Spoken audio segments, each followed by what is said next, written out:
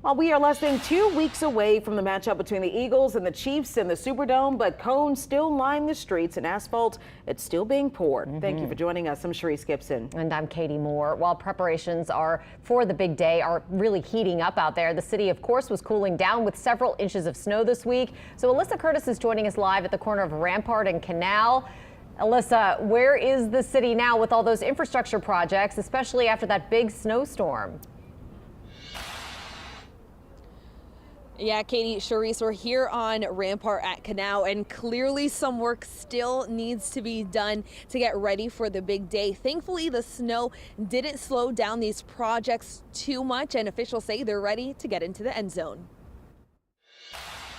Let me see. Mike Serio got to his po' boy shop off Canal Monday morning and was welcomed with a nice surprise. When I pulled up this morning, I was like, man, they're finally paving. He and other businesses around the area have been dealing with months of construction as the city ramps up work ahead of the Super Bowl. It's a problem when if you're accepting deliveries, your Coca-Cola guy or your beer guys, they have to park down the street, and it's an inconvenience. But there's no moving the goalpost. We are in the red zone. The state's infrastructure coordinator for the Super Bowl, Michael Hecht, says thankfully there was no weather delay. We did know we were going to get some bad weather, so all the crews worked through the weekend and through the night a few days beforehand.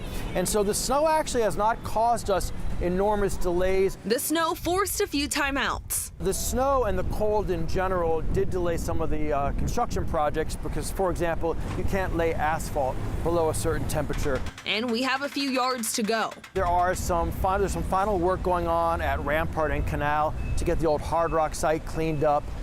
There's some streets in the CBD, St. Charles and Carondelet that we're putting down some asphalt. Overall, Hecht says they'll be ready for kickoff. But get ready to draw up plays for road closures. It is going to be a little bit painful being right around here over the next couple of weeks. But I think in terms of the Super Bowl and then the work that's going to be done afterwards, it's going to be worth it. But even after the fourth quarter, the city's infrastructure project will go into overtime. There's a few things that may not get done, and Hecht says the city and the Greater New Orleans Foundation will continue to huddle up. We're going to be back at it because it benefits the city, it benefits the region, and we want to keep it up. And for those who live here, like Serio, hopefully they'll continue it. Hopefully the city, like anything, like owning a house or a piece of property, you got to maintain it. That deserves a touchdown celebration. Hecht says they'll complete about 90%, if not more, of those about 550 projects they set out to do. Certain things like sidewalk repairs they might not get to, but he's hopeful that they'll get to it after the Super Bowl as they look towards other events like Mardi Gras, Jazz Fest, Essence Fest, and things like that. Of course, there's going to be some road closures in the coming days, really in that Super Bowl time period, that weekend. You can look at nolastreets.info. They have all the information so you don't have to get caught up in all the mess. So check that out for an easier ride. Reporting live at Rampart and Canal, Alyssa Curtis, WWL Louisiana. Oh, she's not kidding. You turn one way, you hit it. You turn another way, you hit it. We hit it all over the French Quarter today. It was tough coming to work. All right. Thanks so much, Alyssa.